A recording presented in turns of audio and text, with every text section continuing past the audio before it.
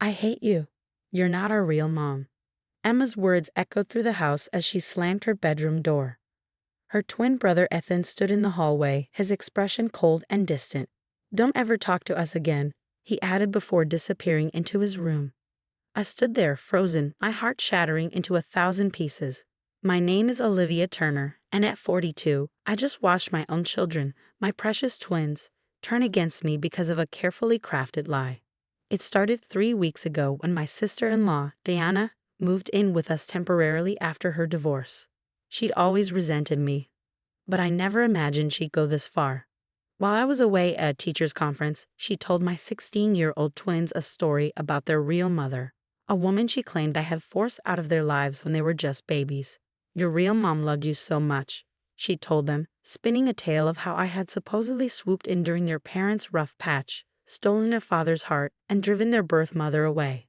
Olivia made sure she could never contact you again. I found out what she'd done when I returned home to find my children's photos of me turned face down, their doors locked, and their eyes filled with hatred. My husband James was away on a business trip, and Diana had perfectly timed her poison. Now, sitting in my home office surrounded by 16 years of memories, first steps, birthday parties, school plays, I felt the weight of their rejection crushing me. On my desk sat the twins' baby album, filled with photos of my pregnancy, their birth, every precious moment. But Diana had convinced them these were all elaborate lies. They were too young to remember, she told them. Olivia's been pretending all along. Why do you think there are no photos of you as newborns with her in the hospital? Of course there weren't. I'd been in a coma for 2 weeks after a complicated cesarean. James had taken photos, but I wasn't in them because I was fighting for my life. It was a detail I'd never shared with the twins, not wanting them to carry that burden. My phone buzzed. Another message from Diana.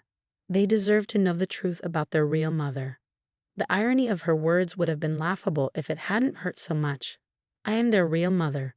Every stretch mark, every sleepless night, every moment of their lives was etched into my heart. But Diana had twisted everything, using the gaps in their childhood memories to plant seeds of doubt. I opened my laptop, staring at the draft email I'd written to James. How do you tell your husband that his sister has destroyed your relationship with your children? That she's used her position as their beloved aunt to tear apart our family? The sounds of the twins moving around upstairs made my heart ache. Just last week, Emma had crawled into my bed during a thunderstorm, seeking comfort like she had since she was little. Now she wouldn't even look at me. Diana's voice drifted down from upstairs, consoling them. I know it's hard, but you deserve to know. Your real mom would be so proud of you both. I closed my eyes, remembering the day they were born, the complications that had nearly taken all 3 of us. The moment I finally got to hold them after waking from the coma. James had placed them in my arms, tears streaming down his face, telling me how strong I was, how he'd almost lost us all. A knock at my office door startled me. It was Ethan, his face a mask of anger. We found Mom's letters, he said, throwing a handful of papers on my desk. The ones you hid from us. My hands trembled as I picked up the papers. They were letters all right, but I'd never seen them before. The handwriting was unfamiliar, the dates impossible. They were supposedly written when I was still in the hospital, unconscious. Diana found them in the attic, he continued, his voice cold. She says you've been hiding them all these years. I examined the letters more closely, my blood running cold. These weren't just fake. They were an elaborate deception. Diana had gone to extraordinary lengths to create this fiction, right down to the weathered paper and faded ink. Ethan, I started, but he cut me off. Save it. We know everything now. How you made her leave. How you've been lying to us our whole lives. We're going to find her, our real mom, and there's nothing you can do about it. As he stormed out, I heard Diana's satisfied sigh from the hallway. She'd orchestrated this perfectly, taking advantage of teenage vulnerability and family trust to tear my world apart. I picked up my phone again, this time dialing Dr. Sarah Matthews, the obstetrician who had saved our lives 16 years ago. If Diana wanted to play with fire, she was about to learn that some truths can't be buried, no matter how elaborate the lies. Sarah, it's Olivia Turner. I need your help. It's about the twins, and the day they were born. The next few days would change everything, but not in the way Diana expected. She thought she'd destroyed me, but she'd forgotten one crucial detail. A mother's love isn't just about biology. It's about every moment, every sacrifice, every breath, and I had 16 years of truth on my side. As I hung up the phone, I heard the twins laughing upstairs with Diana, their voices carrying through the house that suddenly felt foreign. But I wasn't going to let her win. The truth would come out, and when it did, Diana would learn that some bonds can't be broken by lies, no matter how convincing they might seem. The graduation ceremony was in 3 months. Diana didn't know it yet, but she had just set in motion a series of events that would expose not just her lies, but the depths of her own deception. And I would be there, standing at the podium as the guest of honor, ready to tell a story she never saw coming. The weeks following Diana's revelation were a blur of silent dinners and closed doors. James had finally returned from his business trip, but even he seemed unsure how to handle the situation. Diana had played her cards well, showing him the forged letters and playing on his protective instincts.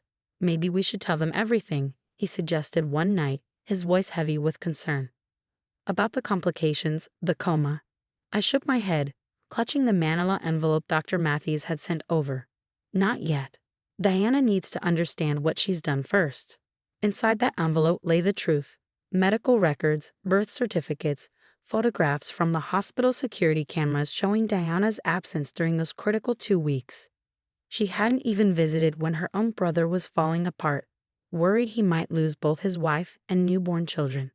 The twins' graduation ceremony was approaching, and as the head of the English department at their high school, I was scheduled to give a speech. Diana didn't know this. She'd been too busy poisoning my children's minds to pay attention to school announcements. One afternoon, I found Emma in the attic, going through old boxes. She stiffened when she saw me but didn't leave. Progress, however small. "What are you looking for?" I asked softly. "More letters," she replied, not meeting my eyes. "Aunt Diana says there must be more." I watched her dig through memories of her childhood. Handmade Mother's Day cards, school projects, family photos. Each item told our story. But Diana had made her doubt even these tangible pieces of our life together. "You know," I said, sitting on an old trunk, "your first word was mama. You said it in the middle of the night when you had a fever. Ethan said it the next morning, not wanting to be outdone by his sister." Emma paused, her hand hovering over a baby book. For a moment, I saw confusion flicker across her face. These were memories Diana couldn't explain away, moments too personal, too real to be fabricated. That's not true," she stammered, but I could hear the uncertainty in her voice. "The scar on your left knee? You got it climbing the apple tree in Grandma's backyard. You were trying to rescue a cat that didn't actually need rescuing. I carried you to the emergency room while you apologized for ruining your new dress." Emma's hand unconsciously went to her knee. These weren't facts Diana would know, couldn't know. She hadn't been part of our lives then, too busy with her own failed marriages and dramatic exits. The next day, I found a note under my office door, in Ethan's handwriting. "If you're really our mom, why didn't you fight harder when we were babies?" My heart ached. Diana's story had created a wound that only the truth could heal, but timing was everything. Dr. Matthews had warned me about dropping too many revelations at once. Let them start questioning on their own, she'd advised. Diana, meanwhile, was getting bolder. She started inviting friends over, speaking loudly about the poor children and their tragic story. Each word was carefully chosen to cement her narrative, but she'd made one crucial mistake. One of her friends was a nurse at the same hospital where the twins were born. "Diana?" I overheard the friend say one afternoon. "I don't remember you ever visiting when the twins were born. Weren't you in Europe with your second husband?" The silence that followed was deafening. Diana quickly changed the subject, but the damage was done. Small cracks were beginning to appear in her carefully constructed facade.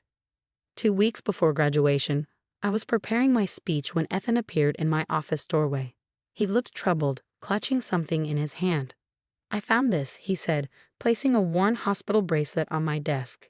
"It has your name on it, same day we were born." I picked up the bracelet, memories flooding back. I'd worn it for those 2 weeks in the coma, James refusing to let the nurses remove it even after they said I might not wake up. "There's something else," Ethan continued, his voice uncertain. "I asked Grandma about the letters Aunt Diana found. She said Diana wasn't even in the country when we were born." The truth was starting to unravel Diana's lies, thread by thread. But she wasn't going down without a fight. That evening, she announced at dinner that she'd hired a private investigator to find their real mother. James nearly choked on his food, looking at me with panic in his eyes. I simply smiled. "That's interesting," I said calmly. "I look forward to seeing what they find." Diana's confident smile faltered slightly. She hadn't expected this reaction. Later that night, I heard the twins whispering in Emma's room. "But why isn't she upset?" Emma asked. "If she really stole us, wouldn't she be trying to stop us?" "Maybe," Ethan replied. "We don't have the whole story." Diana had underestimated the intelligence of my children. They were starting to see the holes in her story, questioning the inconsistencies she couldn't explain. The next morning, I left a photo album on the kitchen table, not the usual family photos, but medical pictures from the day of their birth. Me, unconscious in the hospital bed. James, holding their tiny hands through the incubator windows. The dates clearly visible on every image. When Diana came down for breakfast and saw the album, she went pale. She grabbed it, trying to hide it before the twins could see. But she was too late. They had already been looking through it when she came in. "Aunt Diana," Emma said, her voice shaking, "why are you in Europe in your Facebook memories from when we were born if you were there with our real mom?" The graduation ceremony was 3 days away. Diana's lies were unraveling faster than she could spin new ones, and soon she would have nowhere left to hide. I sealed the final envelope containing my graduation speech, knowing that the truth it contained would change everything. Diana thought she had written the ending to this story, but she was about to learn that some tales can only be told by those who live them. And I had lived every single moment, from the first heartbeat to the last lie. Graduation day arrived with a crisp morning breeze. The school auditorium buzzed with excitement as families filed in, finding their seats among the sea of proud parents and relatives.